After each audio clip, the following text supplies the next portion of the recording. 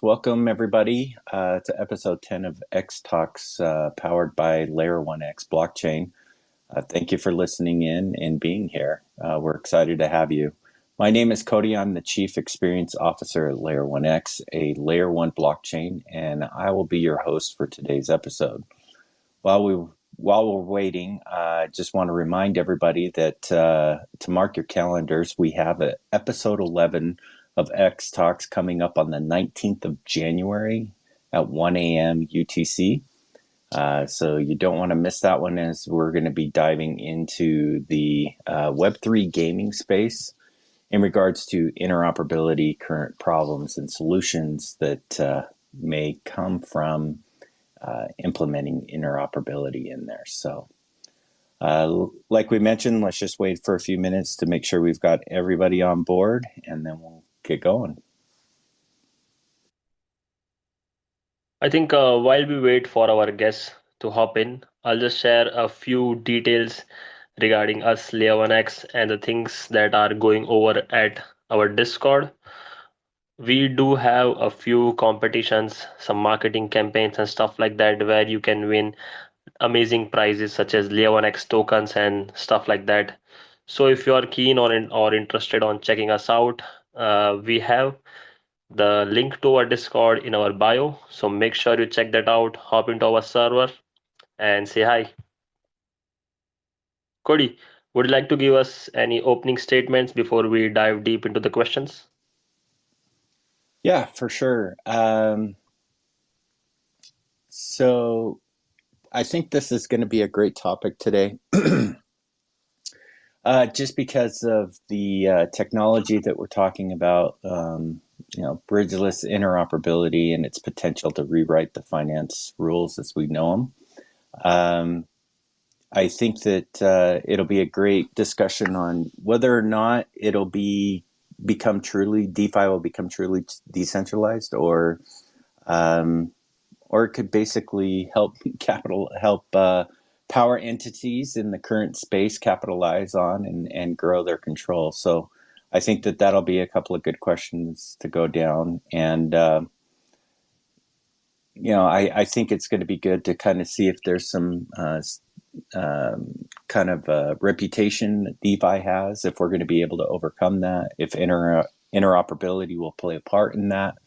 So yeah, I say let's dive in and let's get going.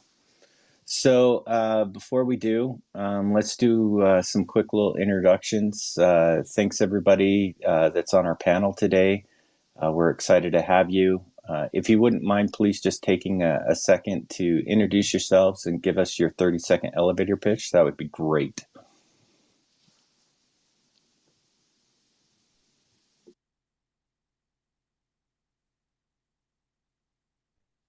Hello. I can go. Brian Culligan, Alpha Growth founder. Basically deployed over 200 grants in the crypto space, helping connect projects and chains and bridging and interoperability is a rad topic. Got heavily into DeFi with Sushi, and currently running the BD and marketing for the Compound protocol.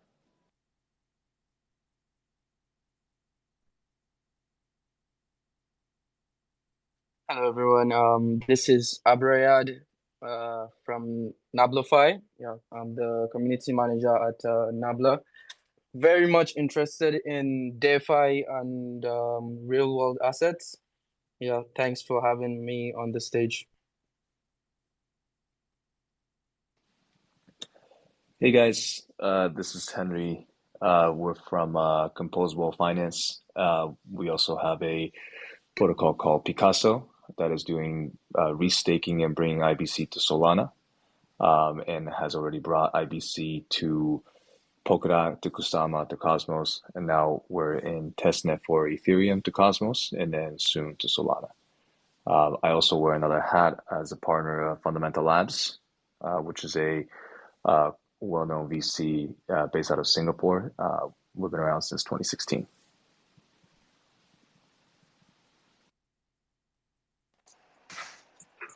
Hey guys, I am Key here and I live in Dubai.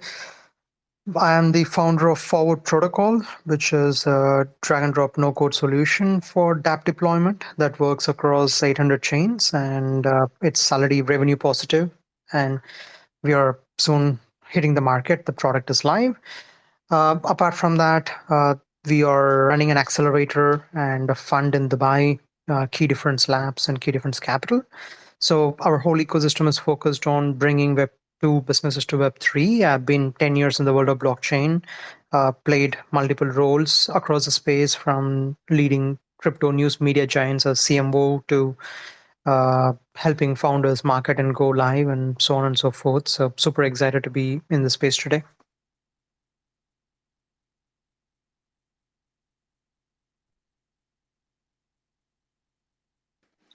Hey guys, it's Andrew Luban. I'm joining from Pulsar.ai. We're the business development hire there, business development executive. I've been in the space for a long time. Some angel investing, was COO of an NFT marketplace. Before that, I was a professional athlete, but now I'm bringing and growing the ecosystem at Pulsar. We scrape all of the NFT marketplaces and all the chains, and then make it searchable using our AI for keyword search and a personalized search.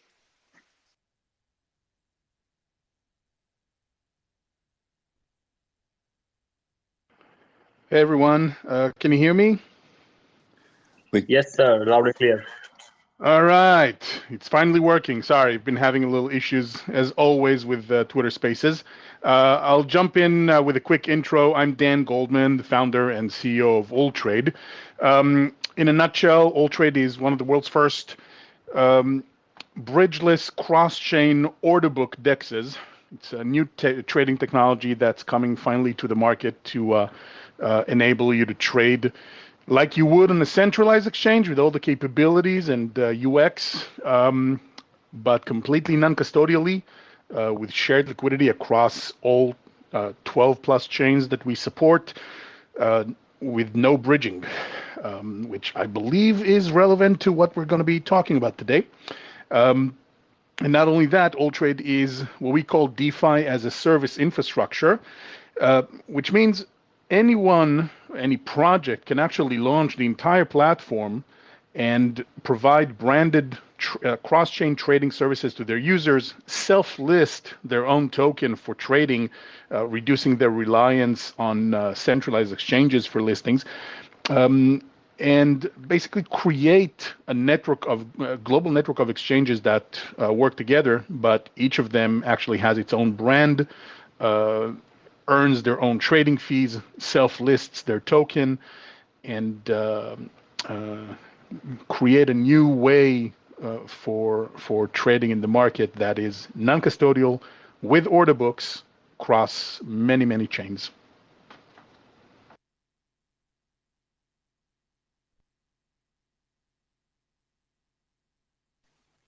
Yeah, I'll take the opportunity. Hey everyone, this is Jonathan. I'm a guardian of Nabla.fi. Nabla is a upcoming next generation AMM. We're doing away with impermanent loss and a lot of other cool things. So hopefully that is interesting. And yeah, I've been involved with crypto a lot, going way back over 10 years. I've been browsing a lot of ecosystems. Have been coming from the Polkadot ecosystem and now back in the EVM space. So yeah, excited to be here today. Thanks for having me. Hey guys, I'll take the opportunity here. My name is Jay. I'm one of the co-founders of Supersite. We're building crypto-specific large language models.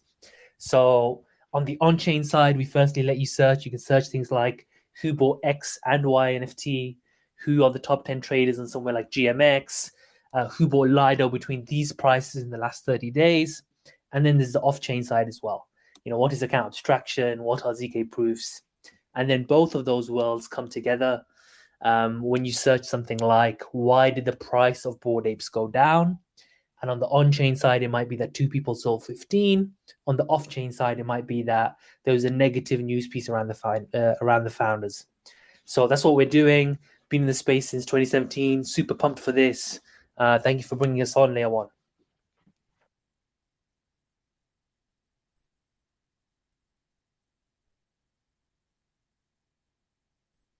So I think those are all of the introductions, or am I missing someone, Cody? I'm just going down through the list. I think that's everyone. We might have a few stragglers here and there, but as they come on, just kind of watch for them, and we'll give them an opportunity to give us our 30-second elevator pitch. But in the meantime, for the sake of time, let's just jump in and start talking about today's topic. So, interoperability and DeFi, can they go hand in hand together? That's the questions that we're going to be proposing. And it sounds like we've got a lot of great experts in the DeFi space joining us today. And yeah, so let's get going. If you do have any questions for our panelists, just make sure that you drop those in the comments. Sam will be looking for those, and he'll get those promoted to us so that we can answer those questions for you. So the first topic, kind of breaking them down into a couple of different sections. The first section I want to talk about today is DeFi's future and the power dynamics behind what you view will be happening in 2024 and beyond with DeFi. And the first question, I guess, is based around decentralization versus control. Will interoperability help basically democratize the DeFi space, or will it empower existing entities to basically grow their control and they're capitalize on new opportunities to control their user base? Not directed towards anybody, so if you want to jump in on that question, go ahead.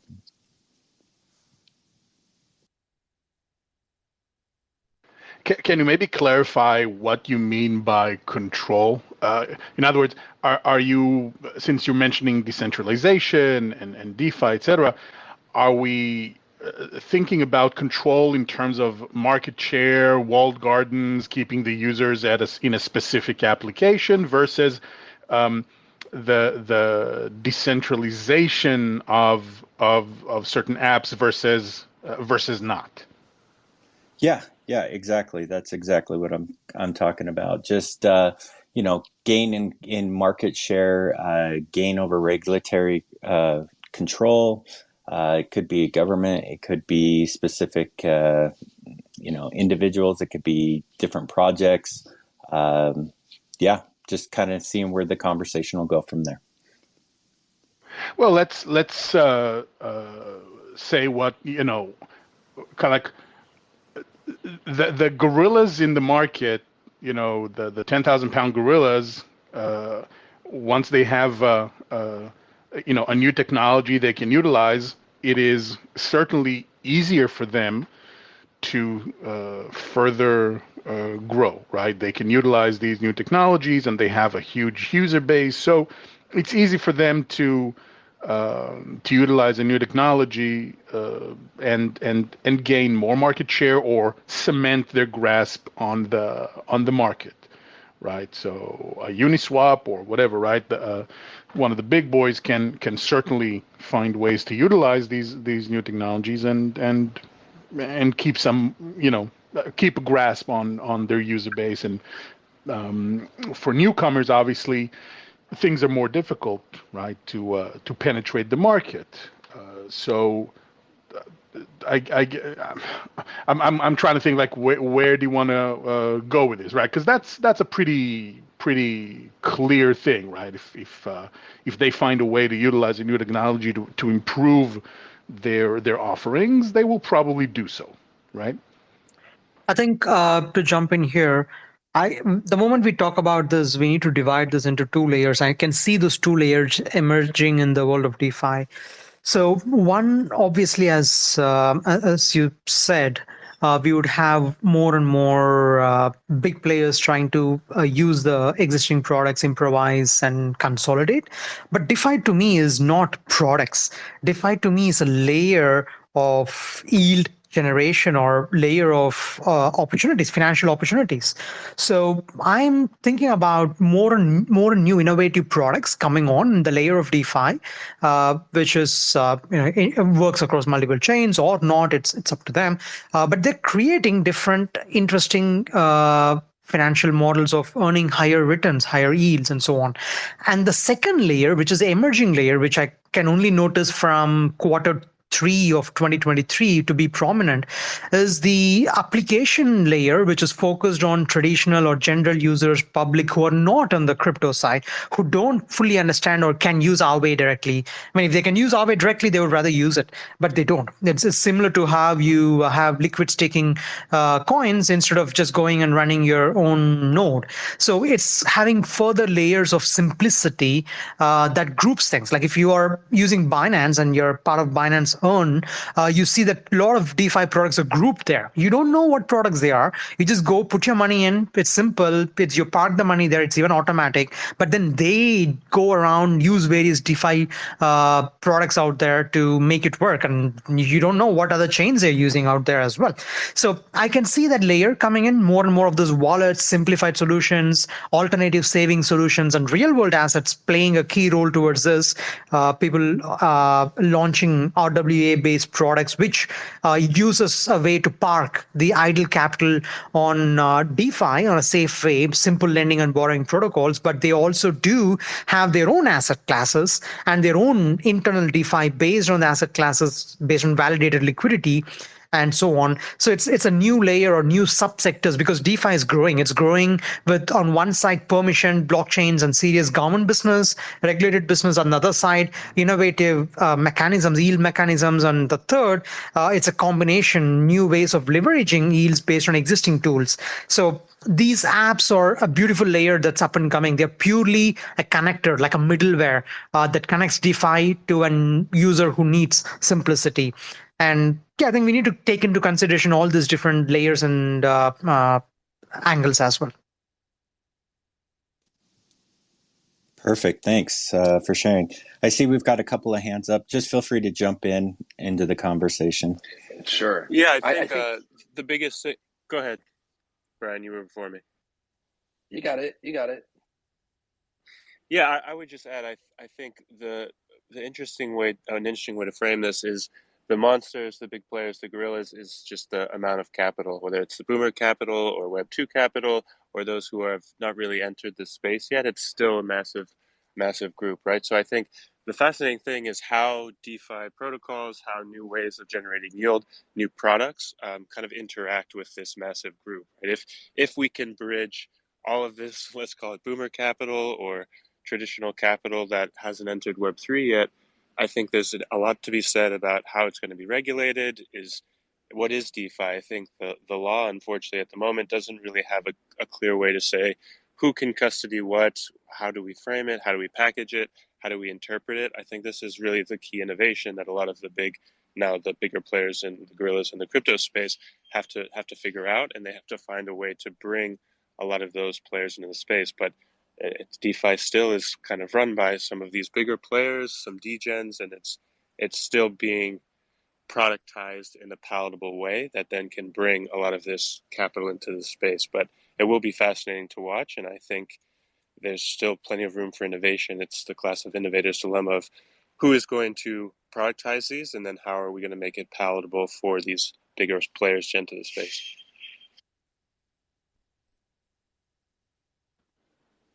Totally. It's a giant question on decentralization versus centralization.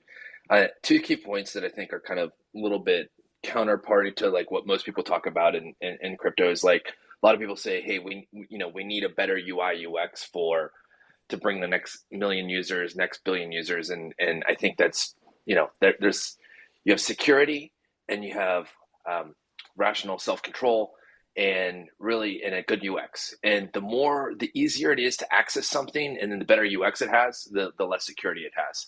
So when you're talking centralization versus decentralization, what you're talking about is the blend of security and UX at the core, because the easier it is to use, the easier it is to ape in and supply liquidity, the easier it is for somebody to take it from you.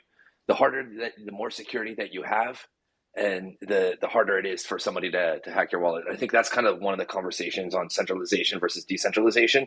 The whole point of decentralization is that nobody can take it, right?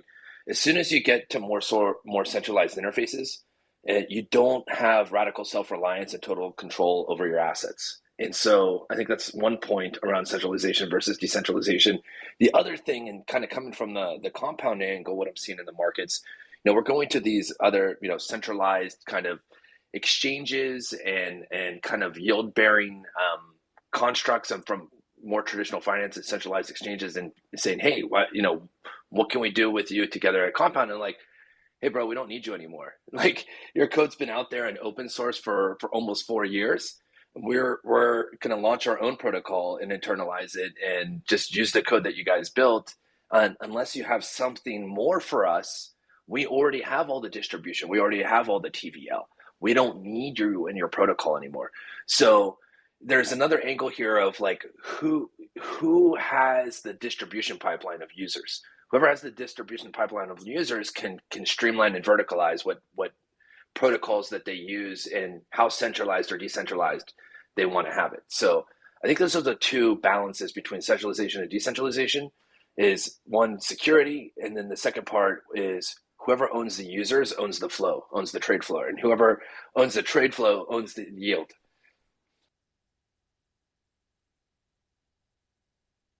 Yeah, I think from the security standpoint, I would say we already have a bunch of products that are already coming out to help with the security in the DeFi space. We have products like Wallet Guard and Revoke.cash and a bunch of other security products that are coming. But the most important thing is like trying to make sure that during the onboarding process of people to the DeFi space, they tend to go through this part of the security first before they can even think of interacting with these protocols. And from the interoperability standpoint, I would look at it in terms of the liquidity providing, since I work with an AMM project, and what I see interoperability doing in AMMs is it's going to allow creation of cross-chain liquidity pools, which can increase the efficiency of trading and reducing transaction cost in general.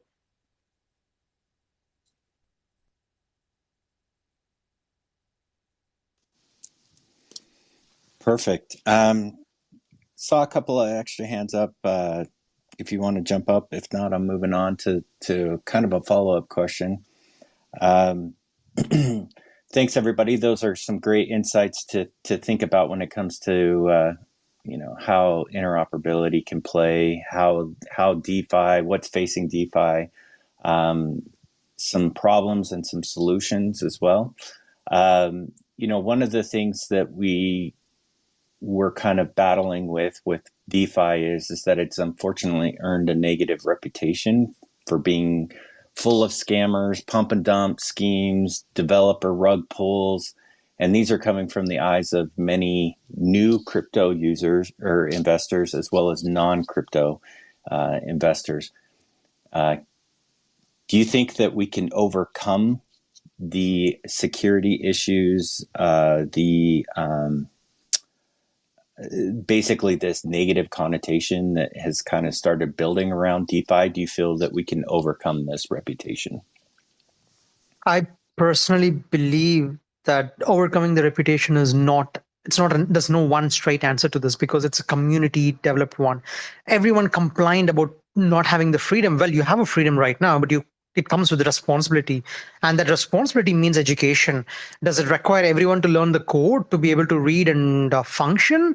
Well, that's what blockchain is made for. With the smart contracts, we call it smart contracts. It's transparent. It's not transparent unless someone cannot read and understand it, but that's the fact. This is the language it speaks, and this is the nature of how it works, which is why you have tools out there which are crowdsourcing security, where multiple entities test something and they can display ratings to show what is safe, what is not safe.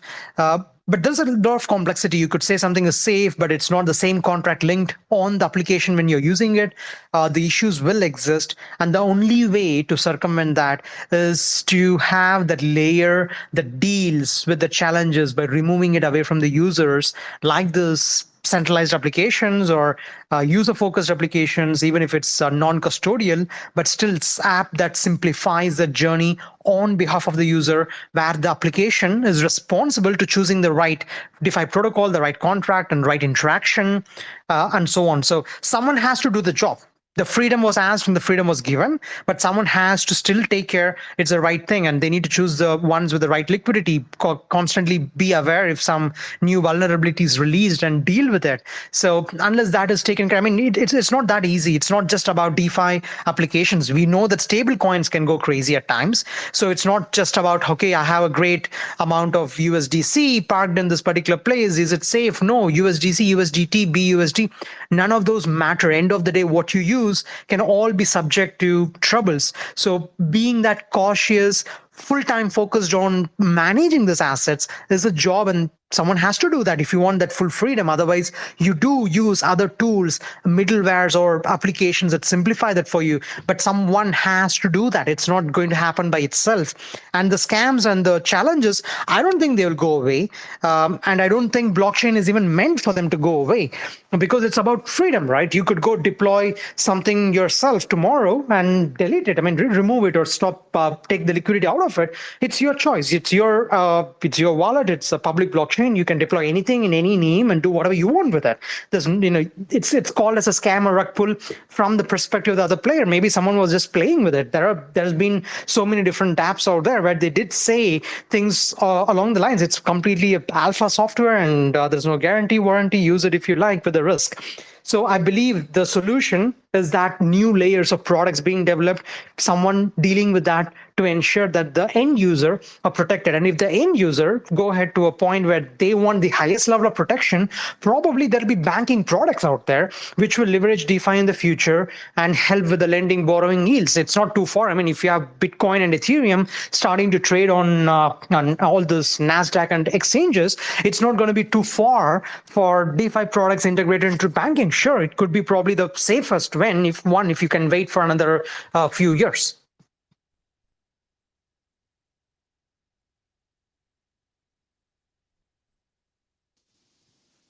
Perfect. Thanks for sharing. So I kind of want to jump back to something that I believe it was Brian that mentioned. It's a balance between security and UX, and blending it at its core. Do you feel that we can have our cake and eat it too, in the sense of providing good user experience, and keep our users safe when it comes to security? So I'm not a security expert, so I can't really kind of totally answer that question, but I know building other kind of payment apps in Web 2, what we found was the easier it's access to the capital, the easier it is to get the capital out, the easier it is to kind of become hackable. So, I think it's a feature and not a bug. So people think like the UX and DeFi and wallets right now is a bug, and I actually think it's a feature. Like the more the more levels of security and keys and ledgers that you have, the harder it is to get in and out of your capital.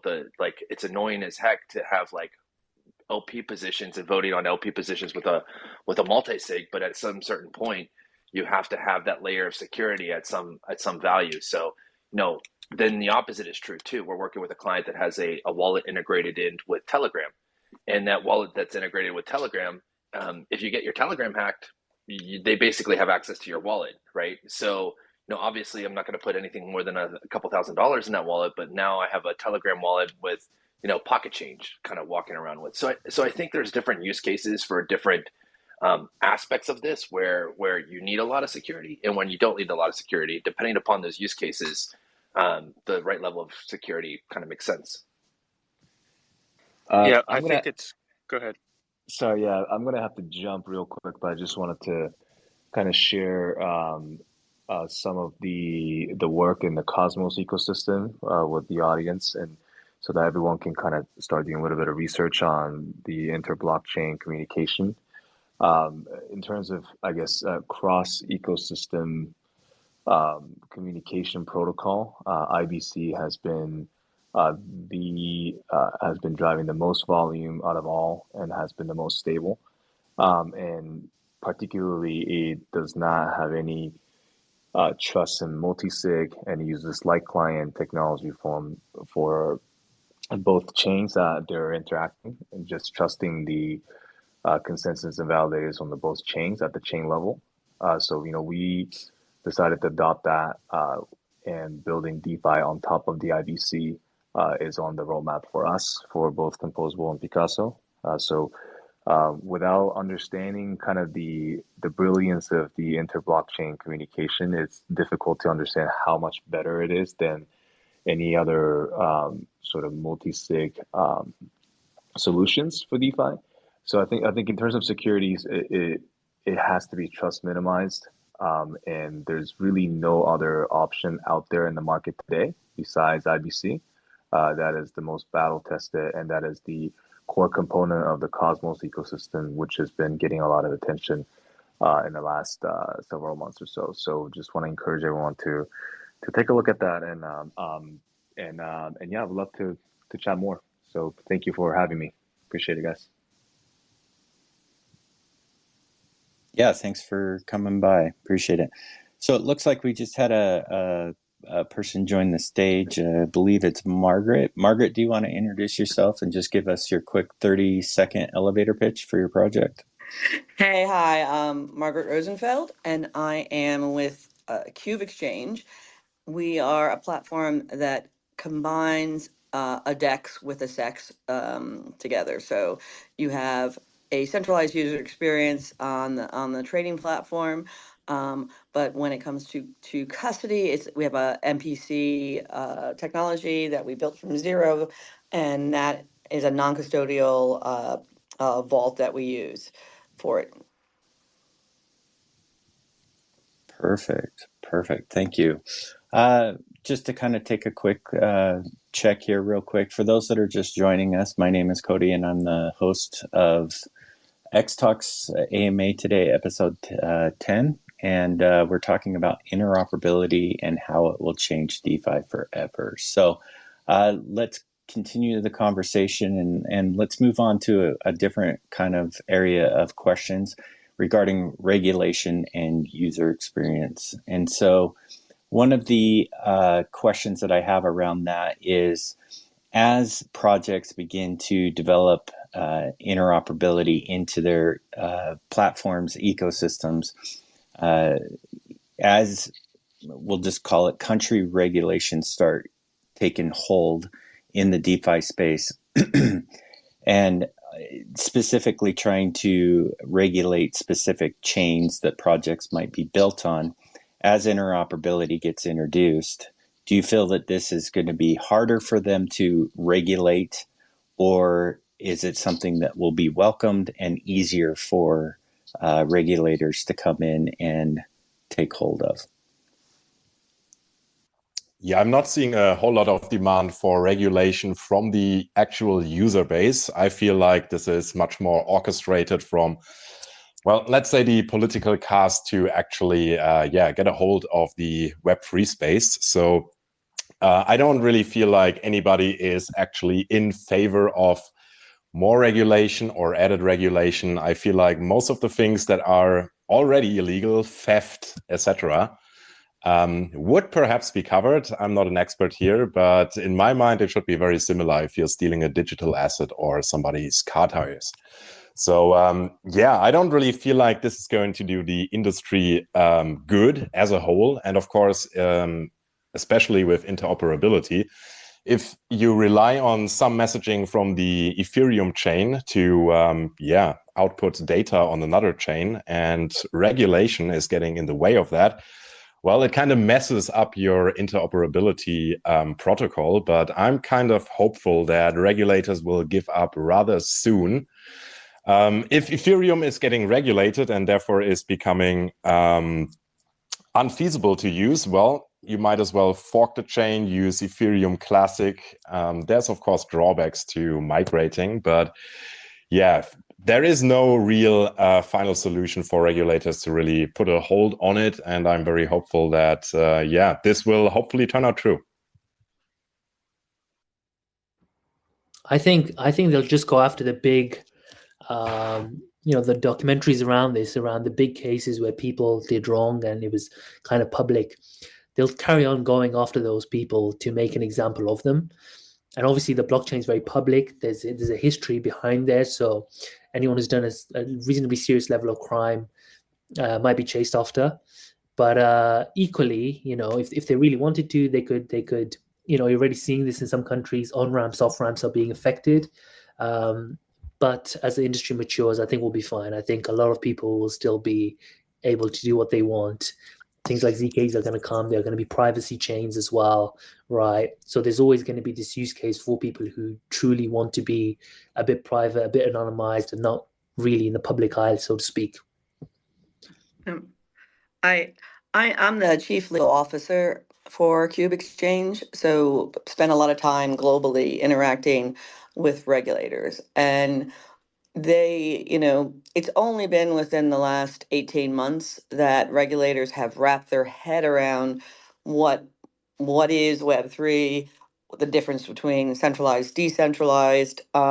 So throwing into the mix concepts of like interoperability when talking with them, uh, you know, they're not even yet at that education level on the technology. Generally, some places are. So, and some people within regulators are. But it's just like when we went through the experiences in late 1990s through now, educating on Web 1 and Web 2. We had to spend a lot of time going into global regulators, talking to them about what the technologies can do, what they had to be concerned about. So as long as you talk to regulators in their language as much as possible, and and know what regulators' missions are. So from the securities regulator in every country has essentially the same mission. They want to protect the retail investors mainly. They don't worry as much about the institutionals, the moms and pops.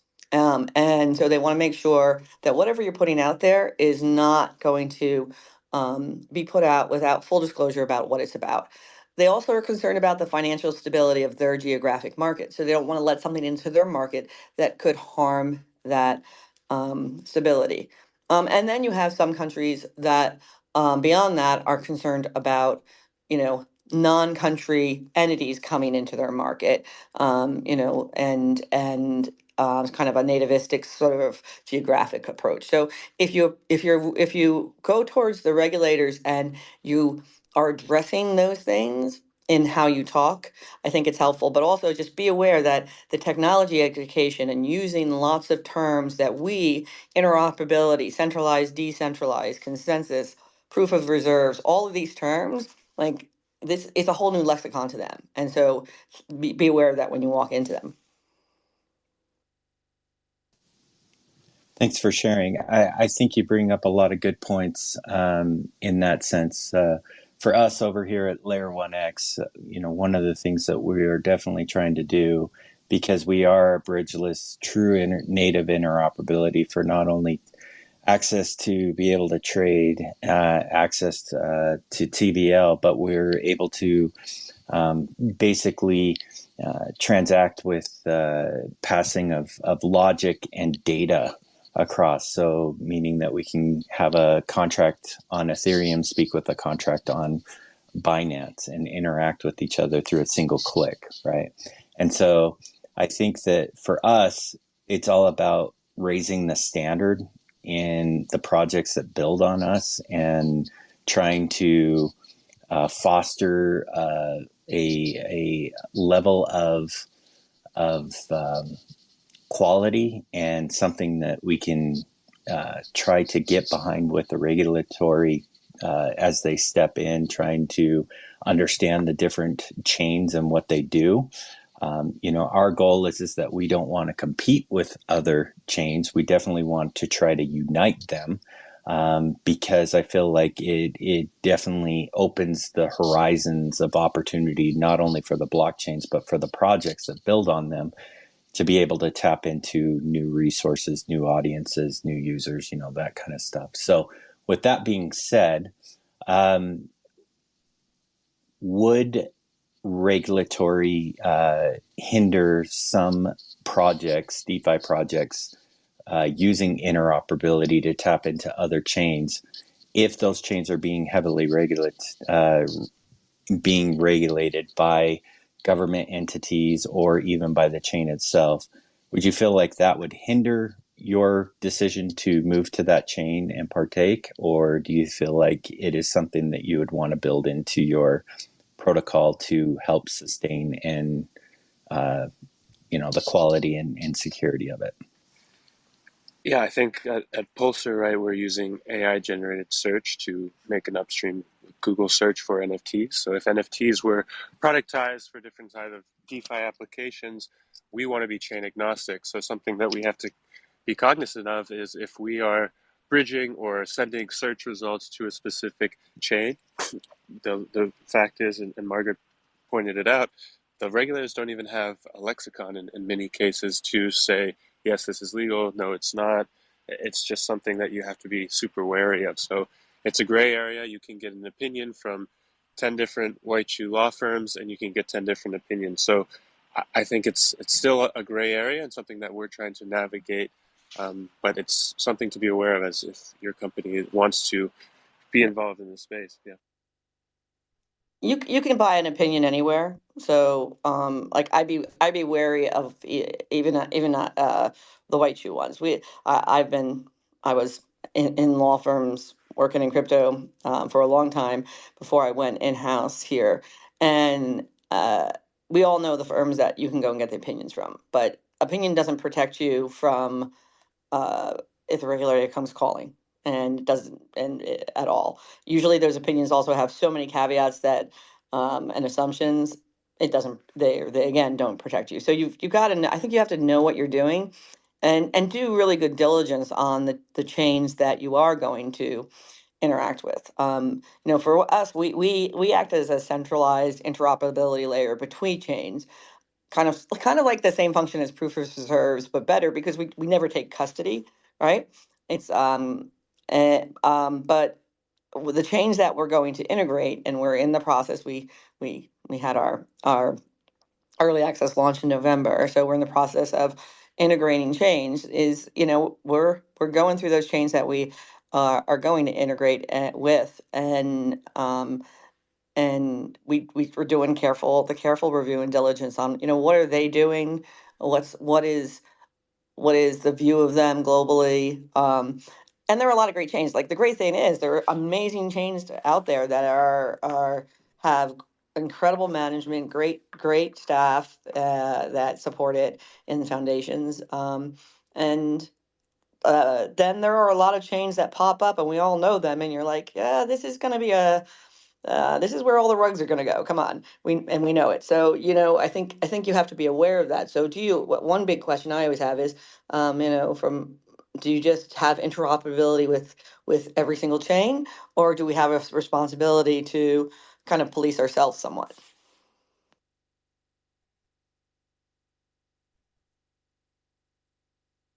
Yeah, I think definitely, as you already said, in terms of being interoperable with every chain, you would have to be very careful with the kinds of chains you want to have on your protocol or on your project, because definitely, as you already said, some chains we already know the kind of things happening on those chains. Those are the chains you don't want to get yourself connected with, because it might also bring the attention of these legal entities to your product as well, since you are interacting with this chains that has a lot of these rogues and all these negative uh stuffs on the in the blockchain space.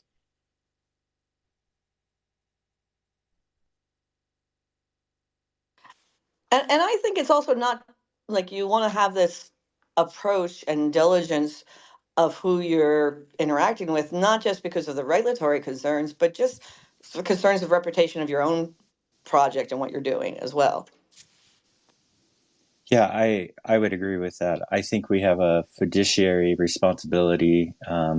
You mentioned, Margaret, before of basically kind of forgot the term you used, but just self-regulation of our own protocol, of our own ecosystem that we develop. And I agree 100%. I think that it starts with the project, individual projects, and then it kind of goes out from there, right?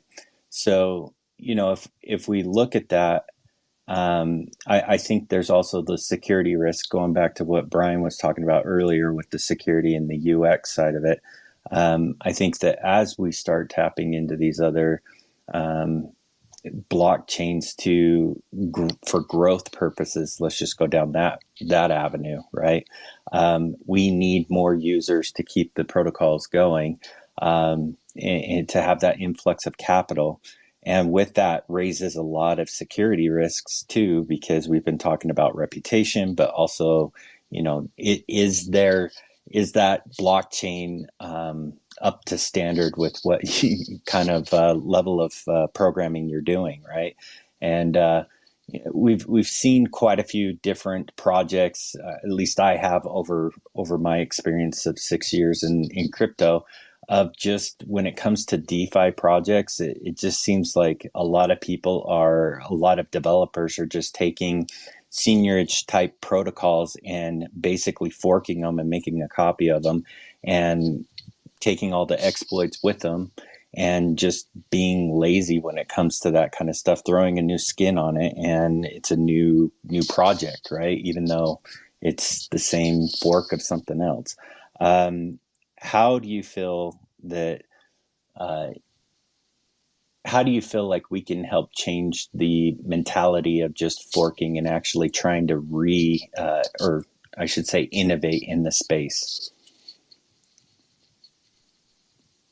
I would say the protocols that are building on those chains, it will be their responsibility to like really dive deep when they're doing research on the chains they want to build on, to ensure that this issue is not associated with those particular chains. And then when those kind of developers that are into just forking the chains and using them, when they start seeing that people are not interested in building on their chains because of this and this reasons, they would definitely be working towards fixing that up, or the new ones that are building, they would work towards ensuring they have optimized their chains to uh, to the level where it will be very interesting and eye-catching for all those protocols and projects to build on.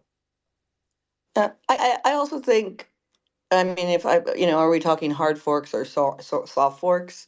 I mean, we've seen some good hard forks occur. Ethereum back in 2016. But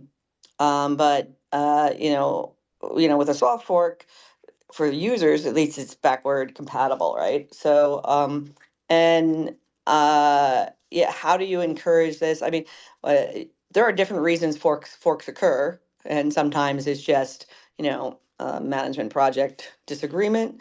Other times there's really good reasons for it happening. So I don't think that you can come up with a general philosophy towards it. You have to look at the facts and circumstances of why a particular fork might be occurring. Apologies. So living in the DC area, I think there's two stories I can tell. I was once at a kid's birthday party, and I started talking to somebody, and I was like, "Yeah, I work in crypto," and they're like, "Oh, cool! I'm writing the rules and regulations for the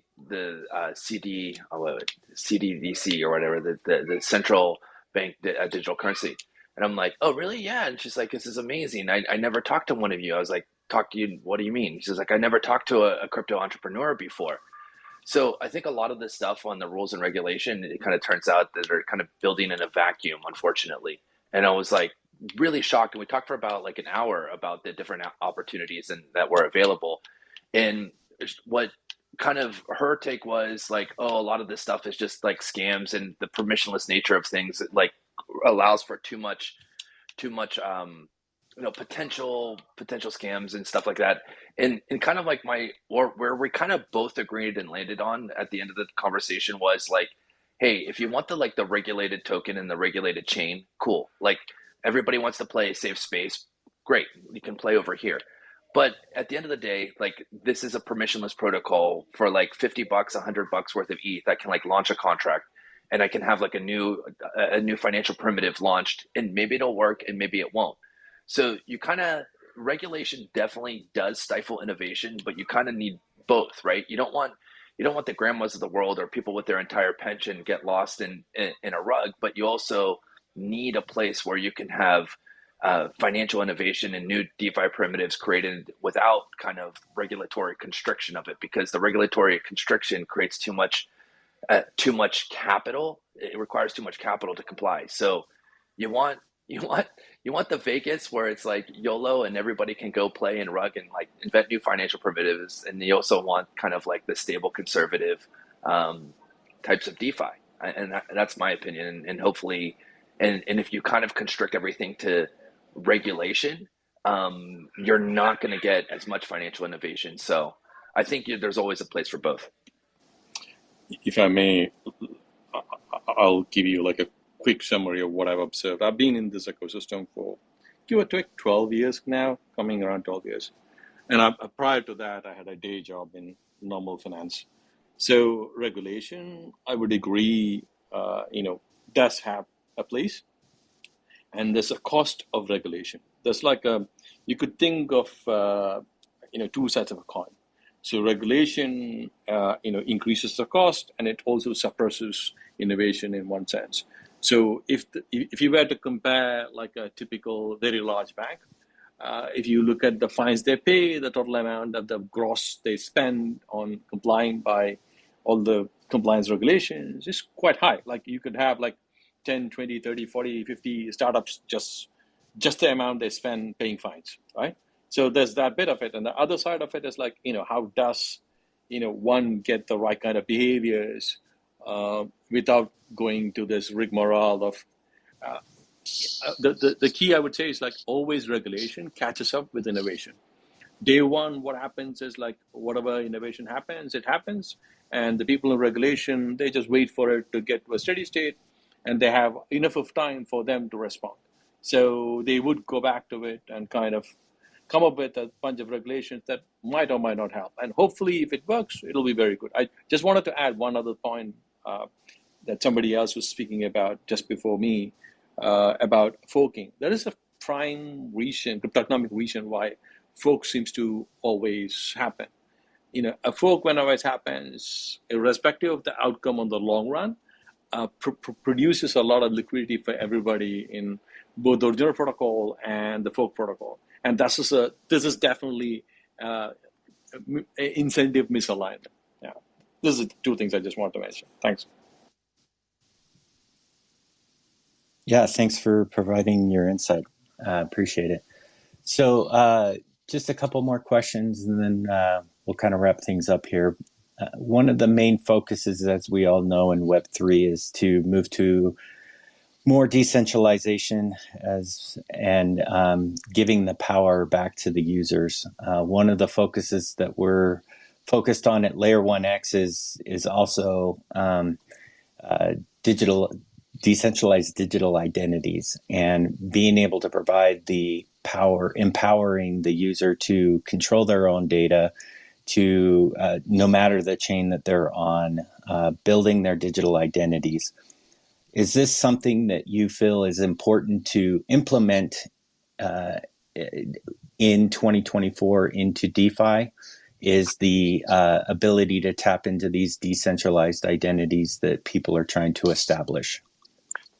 I can jump in on this. I believe this is crucial right now because we are no longer in the early stage. This is going to be very helpful for people who are hardcore crypto enthusiasts, people who are already in there for a couple of years or more. Uh, if you go back to 2017 to 2021, yeah, sure, you had one, two, three, four wallets disposable. You had transactions in them, but you always had one primary wallet. You had a bunch of different applications you interacted with. When I say bunch of them, probably it's two dApps that you interacted with. Life was simple. But right now, every one of us, we not only have few dozens of wallets because of the history over the period of time, we ended up with more wallets. Not every wallet is in MetaMask or the like. There are many which are dedicated. They have their own version, own way to access it. You have certain things on your mobile app, and then you have a lot of dApps. It's not just one version of the dApp. Like take an example of Aave. You have version 2, you have some money there. You have version 3, you have some money there. And on top of it, 10 different chains for each of those things. So it's an extremely complex situation. Even something as simple as a Nansen's portfolio is very helpful, where it brings all the different dApps from all the different chains and consolidates it to give a perspective. Although I don't agree on the user experience of that at this point in time. So with digital identities, it is important to bring that along in one place combined. So a user, at least for the record keeping purpose, knows what they are, who they are, what actually still belongs to them, and their digital footprint in the blockchain space, and the way they want to represent it. Because right now it's still fragmented, members with multiple OpenSea wallets and different chains where they're participating. It's just very hard for them to represent themselves in a unified way. And these digital identities are a need at this point, not because it's fancy, not because it's a trend, not because it has a major application. It does have a major application moving forward 2025 and beyond. But right now, it's a matter of necessity. It's a matter of comfort, and something I believe just makes user experience of people who are in the space long enough much better. You Am know, I allowed to? Sorry, go ahead. You go first. Yeah. Oh, thank you. The concept of digital identity has been around for a while. Of we should have that. And just in banking. So if you look at banks need to have corresponding bank relationships with other banks in order to operate throughout the world. And if they don't, and you see that issue in the U.S., for example, related to banks that deal in crypto have trouble getting corresponding banks in the US, and that means, therefore, they can't really get access to our payment system in the US as a result. And so, if you even just take it from not even looking at the decentralized digital asset, but like the concept of a digital asset that can be passported and used by smaller banks, etc., that gets rid of this corresponding bank idea, that would be just one simple step. That would be amazing and change a lot of things. But I do think decentralized identity overall, or digital identity and decentralized, is going to be a major theme for us in 24 and 25. This is how we get to the place of fully decentralized finance eventually. But we can't do that without this decentralized identity infrastructure being built up. I mean, if I may, I just wanted to add a couple of things. As I was saying, like I've been a researcher prior to getting into crypto, so in my research days, I've done some work on identity schemes, and I sat on the ISO committee for work group 3 and work group 4. And being in crypto all this years, one of the things I noticed is like we are going through the same process we went through in Web 2 for identity schemes and identity standards. And that, if you go on Google or Wayback Machine and see the number of failed identity schemes, it will tell us how much of energy, time, and resources were wasted in trying to get, in one sense, acceptable identity. And the other part of this thing that we need to recognize is, even though identity schemes were there, there was always some effort spent on having privacy. And I am kind of not sure that, the current set of all layer ones have the construct of privacy in the right place, in the right order, with the right priority. That one need to understand is like in the machine learning where machine learning world, where there's an arbitrage between people who have access to data who could run machine learning pipelines versus people who don't have access to data who could run pipelines. You know who's going to win, right? And if we were to have an identity scheme, and if we were able to map this back to all the public chains, that is a very, very, very interesting scenario. And so whenever we think about identity schemes, we definitely need to rethink the way in which we would create one, how it would interoperate, and what would be the criteria for accepting an identity, right?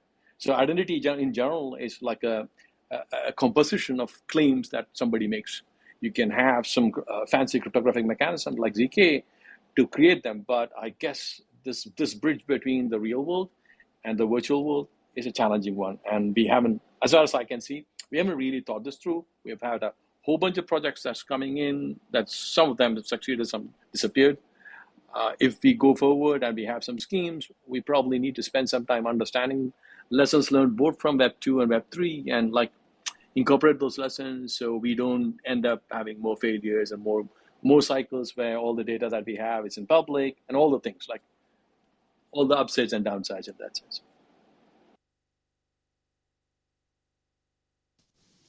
Yeah, I think you bring up a couple of good points. I know that as we've been educating our communities on the importance of digital identity, especially evolving into the Web3 space, and taking control of their data, taking control of their Web3 experience in essence. There's been a little bit of pushback because it's all about the anonymous atmosphere that crypto brings, right? And so by building out an identity, it does make people feel a little uncomfortable that they're going to be putting their information out. But I believe that it really boils down to being able to control, being able to, in that sense of being able to having a user be able to share the certain information that they want to share with specific people, and being able to revoke that access as needed is going to be paramount. And so, with that being said, one of my follow-up questions to that is I come from a space of the SaaS development world, right? So software development, and I've seen big companies have absolute control over their user data, and in today's world, data is king. It's the currency of Web 2, right? And so, as we kind of move towards Web 3, do you think that projects, chains, things like that, do you think that we can share the data and come together in a universal form to form this digital identity?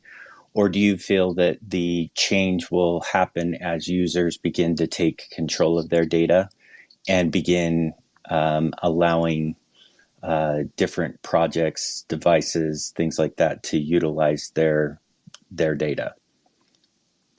So if I may add like my 2 cents. So just to be completely clear, I've actually given a talk a very, very long while ago. The title of the talk was My Identity, Your Service. And literally we are revisiting. This is in 2010, okay? You can just Google it and find it. And this is in the identity as a service thing when the previous speaker was talking about software as a service. This was the kind of thinking we had at that point in time. And what has effectively happened is, firstly, there has to be incentive alignment. So typically, any identity provider, the identity provider bootstrapping is like the most expensive thing for identity schemes. And somebody has to put the money down. It's a long-term game, right? And the second part is once this is set up, then there's a network effect. The virus that has highest ability to infect enough people and don't kill people survives the most. I mean, talking of comparing identity schemes to viruses, right? So this is effectively that's going to happen. So there could be different scenarios, and I don't have a crystal ball, but I've seen what has happened over the years in various identity schemes. So given you were talking about identities and enterprises, one of the reasons why identities and enterprises were really, they can lay down what they want is because first, the identity store is completely owned by the enterprise, right? If you were to look at your contract, they actually own your data, right? So then they have the ability to say whatever they want. And then there's this predominance of MS stack, right? So the Active Directory plus other rubbish and other rubbish, plus other people have now started in. So there's Google and their services, right? All of that, they exist because of this network effect. Once you are in this ecosystem, it's easy for you to run federation. So if you are in a Microsoft stack, if you want to interoperate with somebody else, you can turn on federation and then you can make it work. So the way I'm thinking is like something similar might happen in the Web3 world. One or two of the protocols might gain enough of attraction, so that's a high chance that randomly, if you were to pick one format or a protocol, this will be one of the many. And then because interoperability adds value to everybody, there's some sort of a federation or bridging or something like that might happen as well. This is my 2 cents worth. I don't know how it's going to be.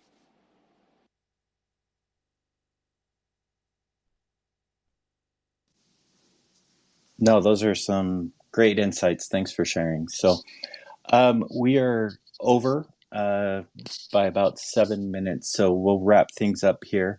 Thank you for everybody that has joined us today. One last question.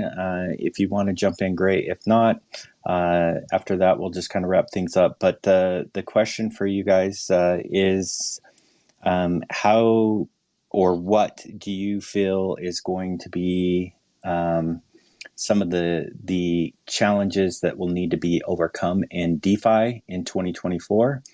And yeah, so if you want to jump in and give your last kind of comments, that would be great. Yeah, I think I'll tack on to the identity in DeFi in 2024 and segue there. The big conversation that I'm having is really around identity, KYC, AML, RWAs, access, because the on-ramps and off-ramps of these things will require KYC, AML, and different types of new identity schemes, particularly around RWAs. There's a whole lot of interested parties in getting things on chains, because the concept is if we get these RWAs on chains, there's more access to capital.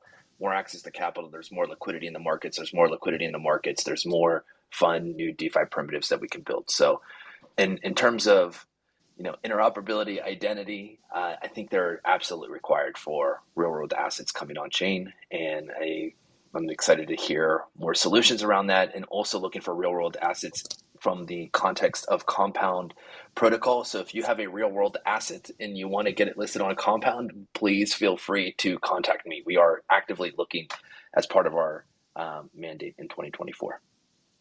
Yeah, I think if you look at the vast majority of DeFi projects, they actually have elements of some centralized control. Yeah, I would say the biggest challenge is being selective as an organization, as a startup, as a company, into what chains you're going to work with, how you're going to kind of ensure that those chains are secure, what those bridging protocols are like, and what ultimately you feel comfortable maintaining as a brand for your users. It was a great conversation about the legal ramifications, but the reality is as innovators in this space, we are upstream of the regulators. So the decisions we're going to make have to be vetted internally, have to be self-governed as an industry, and first as a leader as your company.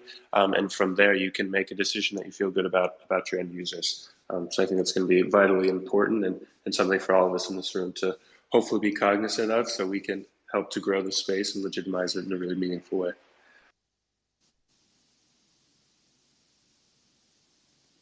Perfect. Thanks, Andrew. Margaret, you were saying something. Sure, no problem. I think the majority of DeFi products actually have certain elements of centralized control in them. And so I'd like to see more of a focus on transparency about what projects really are doing, not what they hope to do for their users out there. We all have what we're planning towards, but like being really transparent. Here's where we're at right now, and here is where we're going, because we are. And I also think 24 is sort of a bridge period where we will see a lot of hybrids, and the hybrids are going to help us move to the eventual decentralized concept that Web3 promises us. So that's a lot of what I would see. And and as that happens, I also think it's going to be just another huge trend is RWAs, and the tokenization of everything is going to be driving a lot of this, which is going to be a great driver for DeFi to start to take hold. Hi there. So I just wanted to add 2 lines just to be sure that everybody gets their views across. So in Europe, MiCA is going to happen by December. It is going to be an interest. I'm not a regulator. I'm not a lawyer. I've been a cryptographer, but built protocols. So, my understanding of law is limited, but I've actually talked to the regulators multiple times and advised regulators at times. So that to me is an interesting construct. And similarly, everybody that spoke before me also mentioned regulation. So, the requirement of KYC, KYT is going to be very, very interesting. I know someone else was saying that, we as decentralized projects should think through what we do, have consensus, then publish what is happening. I want to add a couple of things so that everybody understands what we are talking about. If you were to look at Ethereum, for possibly the largest chain which we have right now, and look at all the L2s that are there, pretty much all of them have some sort of a mechanism of a multi-sig underlying, with less than 15 people having the key shares.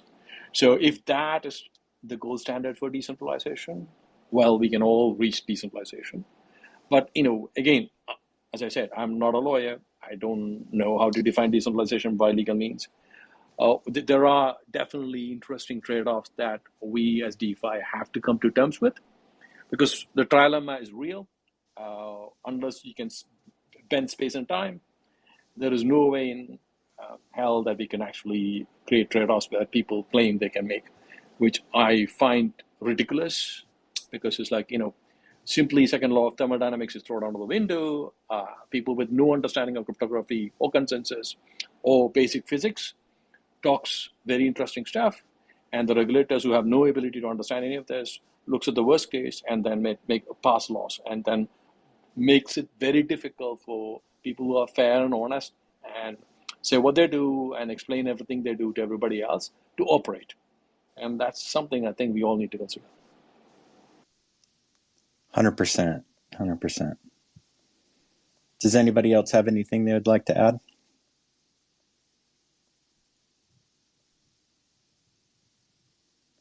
Okay, if not, before we close out this episode, thanks. Let's give a big thanks to everybody that was on our panelist today as a panelist, and for their participation. Sounds like you guys have got some great projects that you're working on. Can't wait to see what you guys do. Agree with a lot of the things that were mentioned today of coming together and us forming the standard of raising the bar in essence for projects to help users feel secure, safe, and basically be able to participate in the decentralization and financial opportunities of DeFi. So again, please mark your calendars for episode number 11 of X Talks on the 19th of January at 1 a.m. UTC. Again, we'll be discussing Web3 gaming and interoperability, current problems and solutions. So until next time, keep pushing the boundaries of innovation and to unite all of crypto. And everybody have a good day, and thanks for coming. Thank you, Cody. And Thank you. just before we wrap up, I wanted to add that we do have many competitions and stuff like that running in our Layer 1x Discord. So if you aren't in yet, the link is on our bio. And thank you for joining. See you again in the next episode of X Talks. Bye bye, everyone. Thanks, guys. Thanks, Great room, everybody. really. Bye-bye. Really appreciate it. Bye-bye. Yeah, thank you. Have a great day, everyone. Thank you.